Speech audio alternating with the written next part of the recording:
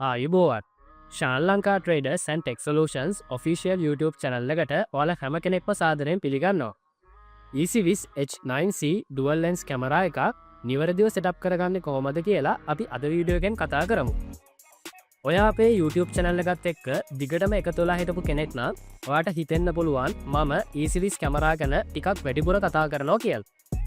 ඉතින් ඇත්තටම එහෙම කතා කරන්න හේතුව තමයි EC20 ආයතනය විසින් මේ වෙනකොට මොඩල් කීපයකින් අලුත් කැමරා කීපයක්ම ලෝන්ච් කරලා තියෙනවා. ඒ කැමරා අතරින් වඩාත් විශේෂිත කැමරාවක් තමයි මෙන්න මේ EC20 H9C dual lens camera එක. ඔයා දැනටමත් මේ කැමරාවක් මිලදී අරගෙන පාවිච්චි කරන කෙනෙක් වෙන්න පුළුවන්. එහෙම නැත්නම් ඔයා මේ කැමරාවක් මිලදී ගන්න බලාපොරොත්තුෙන් ඉන්න ඒ සම්බන්ධයෙන් තොරතුරු සොයා බැලීමක් කරන කෙනෙක් වෙන්න පුළුවන්. ඉතින් ඔයා මේ කැමරාවක් මිලදී අරගෙන මේ කැමරාව එක්ස්පීරියන්ස් කරද්දී ඔයාට යම්කිසි ගැටලුවක් ඇති වුණොත් ඒ ගැටලුව පහසුවෙන් විසඳගන්න අවශ්‍ය කරන තාක්ෂණික සහාය ලබා දෙන එක තමයි ආයතනයක් විදියට YouTube channel එකක් විදියට අපේ අරමුණ වෙන්නේ. මම ඔයාලා හැම කෙනෙක්ටම ආරාධනා කරනවා පහළ තියෙන subscribe button එක click කරලා අපේ channel එකත් එක්ක එකතු වෙන්න කියලා. ඒ වගේම bell icon එක click කරන්න අමතක කරන්න එපා. හරි. අපි එහෙනම් යමු අද වීඩියෝ එකට. EasyViz H9C Dual 3K 4G. Double the power, dual lens security with 5 megapixel high resolution clarity. See more, see sharper, see everything that matters. Stay connected anywhere with dual connectivity powered by 4G and Wi-Fi. Smarter protection with AI co-detection and auto smart tracking. Record smarter with enhanced saving mode. Smarter security, stronger protection. Order now. EC20 H9C dual lens camera එක ගැන සම්පූර්ණ හඳුන්වාදීමක් සහිත video එකක් අපේ YouTube channel එක හරහා අරගෙන ආවා ඔයාලට මතක ඇති. ඉතින් මේ වීඩියෝ එකට ගොඩක් හොඳ ප්‍රතිචාර අපිට හම්බුණා. ඒ ප්‍රතිචාර ලබා දුන්න හැම කෙනෙක්ටම ගොඩක් ස්තුතිවන්ත වෙනවා මේ අවස්ථාවේදී. ඉතින් මේ අවස්ථාවේදී මම ඔයාලත් එක්ක කතා කරපු දෙයක් තමයි EC20 ආයතනය මීට කලින් හඳුන්වා දුන්න කැමරා වලට වඩා යම් විශේෂිත ෆීචර්ස් කීපයක් මේ කැමරාවේ අන්තර්ගතයි කියන එක. ඒ ෆීචර්ස් අතරින් තියෙන වඩා වැදගත්ම ෆීචර් එකක් තමයි dual connectivity feature එක කියලා කියන්නේ. මොකක්ද මේ dual connectivity feature එක? ඔයා ළඟ තියෙනවා නම් මෙන්න මේ වගේ Wi-Fi router එකක් ඔයාට පුළුවන් මේ router එක පාවිච්චි කරලා කිසිම ගැටලුවක් නැතුව මේ කැමරාව ඔයාගේ ෆෝන් එකට set up කරගන්න. ඉතින් යම්කිසි කෙනෙක්ට මේ වගේ router එකක් නැත්නම් මේ වගේ router එකක් මිලදී ගන්න සැලකිය යුතු මුදලක් වියදම් වෙන නිසා ඒ වගේ කෙනෙක්ට පුළුවන් කිසිම ගැටලුවක් නැතුව මෙන්න මේ වගේ SIM card එකක් පාවිච්චි කරලා මේ කැමරාව ඔයාගේ ෆෝන් එකට set up කරගන්න. ඒ වගේම තමයි මේ connection දෙකම ඔයාලඟ තියෙනවනේ. ඒ කියන්නේ Wi-Fi router එකක් වගේම මෙන්න මේ විදිහට SIM card එකක් ඔයාලඟ තියෙනවනේ. ඔයාට පුළුවන් මේ connection දෙකම කිසිම ගැටලුවක් නැතුව මේ කැමරාව set up කරගන්න පාවිච්චි කරන්න. ඉතින් මම දැන් සූදානම් වෙන්නේ මේ කිව්ව එක් connection වලට වෙන වෙනම මේ කැමරාව set up කරගන්නේ කොහොමද කියලා ඔයාලත් එක්ක කතා කරන්න. අපි ඉස්සෙල්ලම් බලමු මෙන්න මේ Wi-Fi router එක පාවිච්චි කරලා මේ EC20 කැමරාව setup කරගන්නේ කොහොමද කියලා. ඉතින් මෙතනදි මතක තියාගන්න ඕන වැදගත්ම දේ තමයි ඔයා කැමරාව setup කරන්නේ first time නම් ඔයාට අනිවාර්යෙන්ම EC20 app එකට අදාළව account එකක් create කරගන්න ඕනේ. ඉතින් account එකක් create කරගන්නේ කොහොමද කියන එක සම්බන්ධනොත් මම වීඩියෝ එකක් අපේ channel එකේ ඉදිරිපත් කරලා තියෙනවා. ඔයාලට ඒ වීඩියෝ එක බලන්න පුළුවන්. ඉතාමත් පහසුවෙන් account එකක් create කරගන්න. ඔයාලට දැන් දකින්න පුළුවන්කම ලැබෙන්නේ EC20 app එකට අදාළව අපි කලින් හදාගත්ත EC20 account එක. EC20 account එකේ setup එක start කරන්න කලින් අපි මුලින්ම කරන්න ඕනේ කැමරාව සම්බන්ධ කරගන්න බලාපොරොත්තු වෙන Wi-Fi router එකට අපේ ෆෝන් එකත් සම්බන්ධ කරගන්න එක. ෆෝන් එකේ Wi-Fi on කරාම අපිට දකින්න පුළුවන් මෙන්න මේ විදියට දැනට තිබෙන available networks මොනවද කියලා. මේ networks අතරින් මම තෝරගන්නේ මෙන්න මේ SLT 4G කියන Wi-Fi router එක.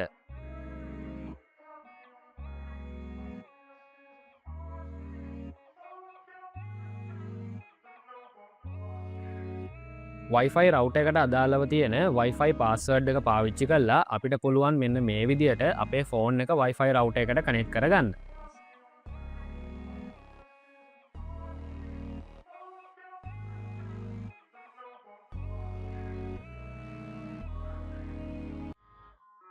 ඔයාලට දැන් පේනවා ඇති මම අපේ ෆෝන් එක Wi-Fi router එකත් එක්ක connect කරගත්තා.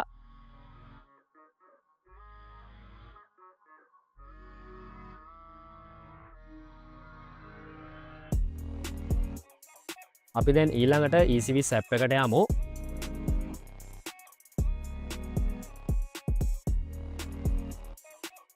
ECVS app එකේ තියෙන මෙන්න මේ scan QR code කියන option එක හරහා අපිට පුළුවන් කැමරාවත් එක්ක ලබා දීලා තියෙන user manual එකේ තියෙන QR එක scan කරලා කැමරාව ECVS app එකට සම්බන්ධ කරගන්න. අපේ කැමරාව දැනටමත් power on කරලායි තියෙන්නේ. මම ඒ නිසා මෙන්න මේ power on කියන ටික් එක දාලා ඊළඟ පියවරට යනවා. අපිට දැන් ඊළඟට පුළුවන් මේ කැමරාව කනෙක්ට් කරගන්න අවශ්‍ය කරන network connection method එක තෝරගන්න. ඉතින් මං ඔයාලත් එක්ක කතා කරා මේ කැමරාව Wi-Fi network එකට වගේම 4G network කියන connection දෙකටම setup කරගන්න පුළුවන් කියලා. ඉතින් මම මෙතනදී තෝරගන්නේ Wi-Fi network කියන connection method එක. ඒ වගේම මෙන්න මෙතන තියෙන use wire කියන option එක හරහා අපිට පුළුවන් network cable එකක් පාවිච්චි කරලා මේ කැමරාව router එකකට හෝ NVR එකකට setup කරගන්න. ඒක කරන්න කොහොමද කියන එක සම්බන්ධයෙන් වීඩියෝ එකක් මම ඉදිරියේදී ඔයාලට අරගෙන එන්නම්. අපි දැන් network connection method එක තෝරගෙනයි තියෙන්නේ. අපි දැන් ඊළඟ පියවරට යමු. අපිට දැන් ඊළඟට පුළුවන් මේ කැමරාව setup කරන්න අවශ්‍ය කරන මූලික පියවර ටික මෙන්න මේ විදිහට start කරන්න.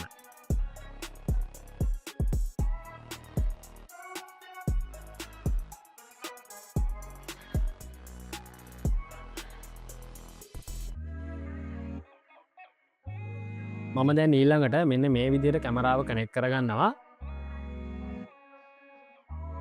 අපිට දැන් ඊළඟට පුළුවන් මේ කැමරාව අපේ Wi-Fi router එකට කනෙක්ට් කරගන්න.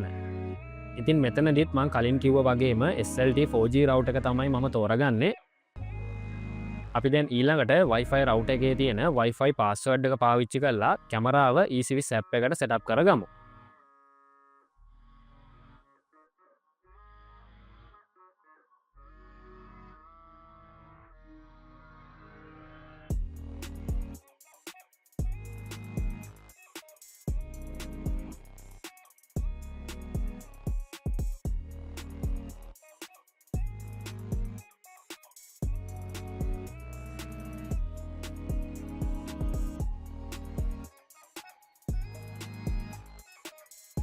අපිට දැන් පුළුවන් තප්පර කීපයකින් මෙන්න මේ විදිහට කැමරාව setup කරගන්න.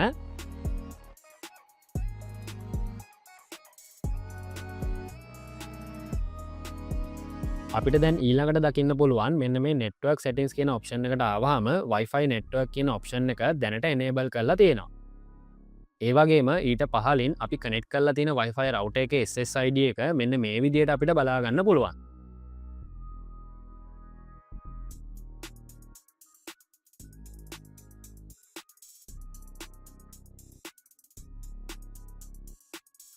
ඔයාලට දැන් දකින්න පුළුවන් අපි ඉතාමත් සාර්ථක විදියට අපේ ECVS කැමරාව ECVS app එකට setup කරගෙන තියෙනවා. ඒ වගේම මෙන්න මේ ස්ථානයෙන් අපිට පුළුවන් මේ device එකට අදාළව තියෙන QR code එක download කරගන්න. ඒ වගේම මේ device එකට අදාළව තියෙන අනෙකුත් settings හදාගන්නත් මේ ස්ථානයෙන් අපිට අවස්ථාව ලබා දීලා තියෙනවා.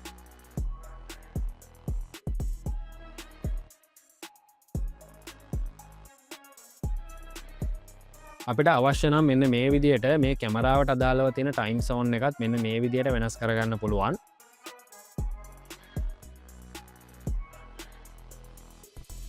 අපි දැන් මූලික පියවර සියල්ල සකස් කරගෙන අවසానයි. අපි දැන් ඊළඟ පියවරට යමු.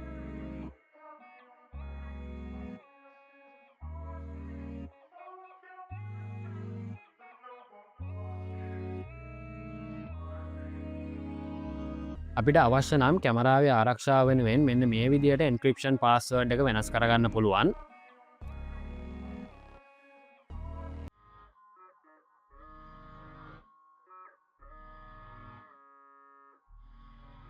ඒ වගේම මේ කැමරාවට අදාළව තියෙන device name එක අපිට මෙන්න මේ ස්ථානයෙන් වෙනස් කරගන්න පුළුවන්.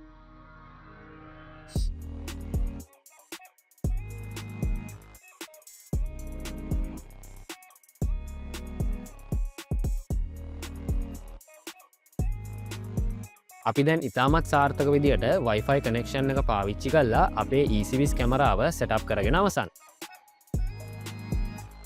කැමරාව ඇතුළට ලොග්ගුණාම අපිට පුළුවන් මෙන්න මේ විදියට කැමරාවට අදාළව තියෙන වයිඩ් ලෙන්ස් එකත් PT ලෙන්ස් එකත් එක්ස්පීරියන්ස් කරන්න.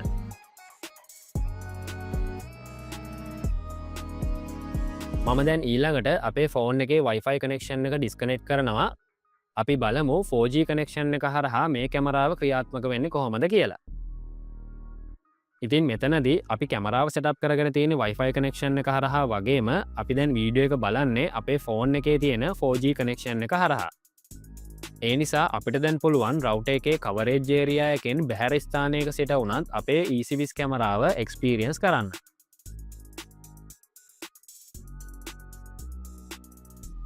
අපි තාමත් සාර්ථක විදියට අපේ Wi-Fi රවුටර් එක පාවිච්චි කරලා මේ කැමරාව අපේ ෆෝන් එකට සෙටප් කරගත්තා. අපි දැන් ඊළඟට බලමු මෙන්න මේ 4G සිම් එක පාවිච්චි කරලා කොහොමද කැමරාව අපේ ෆෝන් එකට සෙටප් කරගන්නේ කියලා. අපි කලින් කතා කරා වගේ E20 app එකට අදාළව තියෙන මෙන්න මේ scan QR code කියන ඔප්ෂන් එක හරහා අපිට පුළුවන් user manual එකේ තියෙන QR එක ස්කෑන් කරලා E20 කැමරාව අපේ app එකට සෙටප් කරගන්න.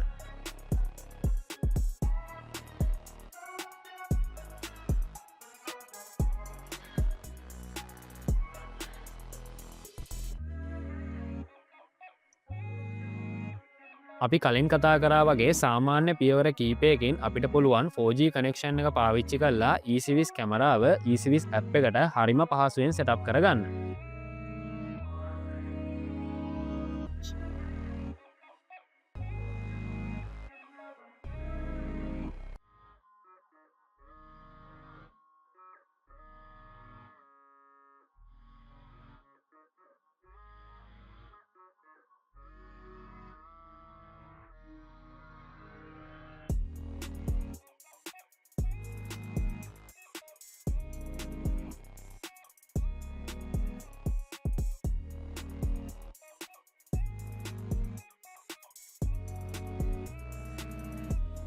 අපි දැන් ඉතාමත් සාර්ථක විදියට අපේ 4G කනෙක්ෂන් එක පාවිච්චි කරලා E20 කැමරාව E20 app එකට සෙටප් කරගෙන අවසන්.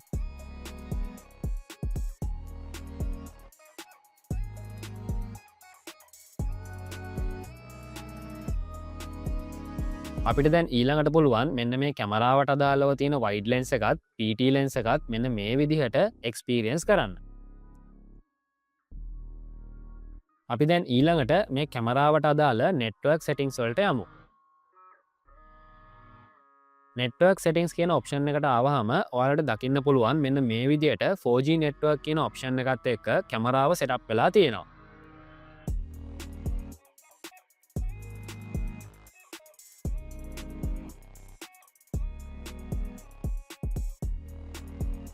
අපි තාමත් සාර්ථක විදියට අපේ මෙන්න මේ 4G සිම් එක පාවිච්චි කරලා කැමරාව E20 app එකට සෙටප් කරගත්තා. ඉතින් මේ සඳහා ඔයාට Dialog, Mobitel, Airtel, Hutch මෙන්න මේ කියන ඕනෑම 4G සිම් එකක් මේ සඳහා පාවිච්චි කරන්න පුළුවන්. අපි දැන් ඊළඟට සූදානම් වෙන්නේ මෙන්න මේ කනෙක්ෂන් දෙකම පාවිච්චි කරලා කැමරාව සෙටප් කරගන්න. ඉතින් මෙන්න මේ පාසුකමට තමයි අපි කියන්නේ Dual Connectivity Facility එක කියලා. ඉතින් මෙතනදි මතක තියාගන්න ඕන වැදගත් දේ තමයි හැම විටම ප්‍රමුඛතාවය හිමි වෙන්නේ ඔයාගේ Wi-Fi router එකට. ඉතින් ඔයාගේ router එකේ යම්කිසි අවස්ථාවක connection lost වුණොත්, data ඉවර වුණොත්, එහෙම නැත්නම් router එක off වුණොත් මෙන්න මේ වගේ ප්‍රශ්නයක් ආවොත් automatically ඔයාගේ කැමරාවේ network එක 4G SIM එකට switch වෙනවා. ඉතින් ඒ වගේ අවස්ථාවක මතක තියාගන්න ඕන වැදගත්ම දේ තමයි ඔයාගේ කැමරාවේ view එක ඒකාකාරීව පවත්වාගෙන යන්න නම් ඒ වගේ අවස්ථාවක ඔයාගේ SIM එකෙත් data අනිවාර්යයෙන්ම තියෙන්න ඕනේ. මුලින්ම අපි කරන්න ඕනේ මේ කැමරාවට අදාළව තියෙන සෙටින්ග්ස් වලට යන එක.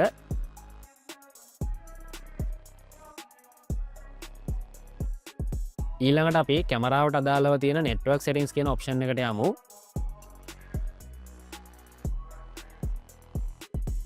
දැනට මේ කැමරාව කනෙක්ට් වෙලා තියෙන්නේ 4G නෙට්වර්ක් එකත් එක්ක. අපි දැන් ඊළඟට මෙන්න මේ විදිහට Wi-Fi නෙට්වර්ක් එක enable කරගන්නවා.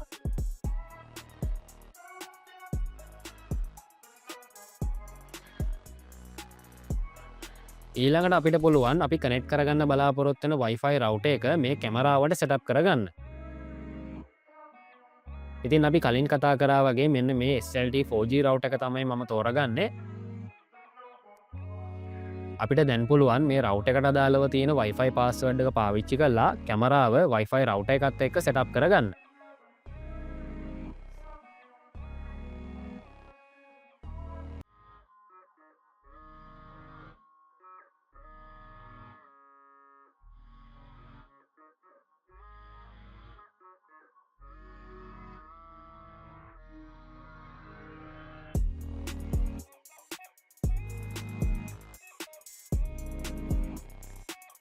ඔයාලට දැන් පේනව ඇති මම Wi-Fi රවුටර් එක සාර්ථකව කැමරාවට කනෙක්ට් කරගත්තා.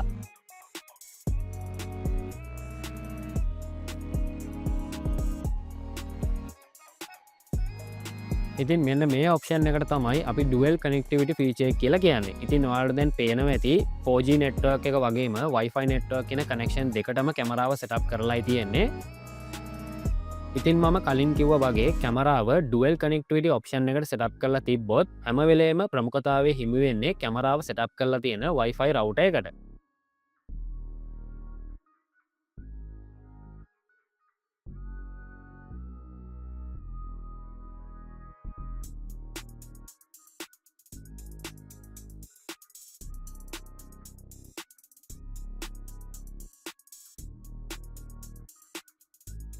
ඔයාලට පේන ඇති මේ කැමරාව Wi-Fi කනෙක්ෂන් එක හරහා දැන් සෙටප් කරලා තියෙනවා.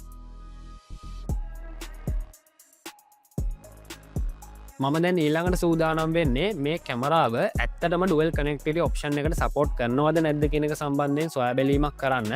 ඉතින් ඒ සඳහා මම ඉස්සෙල්ලම කරන්නේ Wi-Fi රවුටර් එක power off කරගන්නවා.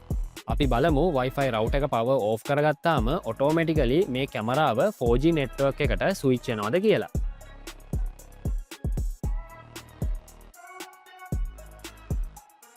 ඔයාලට දැන් පේනවා ඇති මෙන්න මෙතන තිබ්බ Wi-Fi මාක් එක සිග්නල් මාක් එකක් විදියට වෙනස් වුණා. ඉතින් ඒ කියන්නේ මේ කැමරාව දැන් 4G කනෙක්ෂන් එකත් එක්ක කනෙක්ට් වුණා කියන එකයි. අපි දැන් ඊළඟට බලමු settings වලට ගිහිල්ලා ඇත්තටම network එක 4G කනෙක්ෂන් එකට switch වෙලාද කියලා.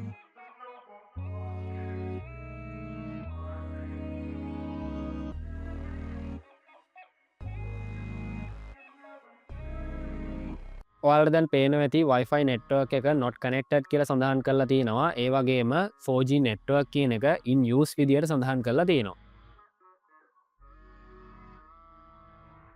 අපිට ඒ මගින් අවබෝධයක් ලබා ගන්න පුළුවන් මේ eSeries H9C dual lens කැමරාව dual connectivity option එක නිසි පරිදි ක්‍රියාත්මක වන කැමරාවක් කියලා.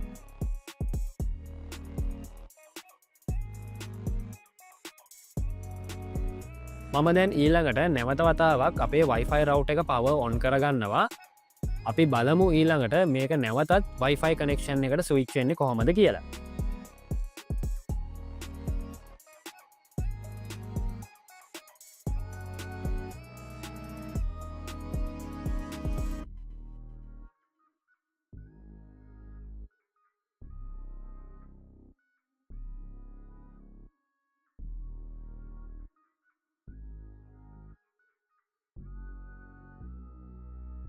අපි දැන් ඊළඟට settings වලට ගිහිල්ලා බලමු.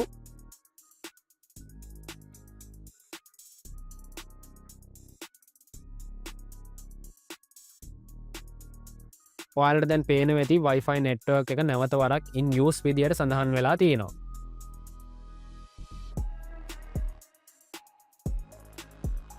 අපි ඉතාමත් සාර්ථක විදියට මේ eSeries H9C dual lens කැමරාවට අදාළව dual connectivity feature එක setup කරගෙන අවසන්. අපි ඉතාමත් සාර්ථක විදියට eSeries H9C dual lens camera එක මෙන්න මේ විදියට setup කරගත්තා. ඉතින් මම ඊළඟ වීඩියෝ එකකින් ඔයාලට අරගෙන එන්නම් මේ කැමරාව setup කරගත්තට පස්සේ මේ කැමරාවට අදාළව තියෙන මූලික settings අපිට අවශ්‍ය විදියට වෙනස් කරගන්නේ කොහොමද කියලා.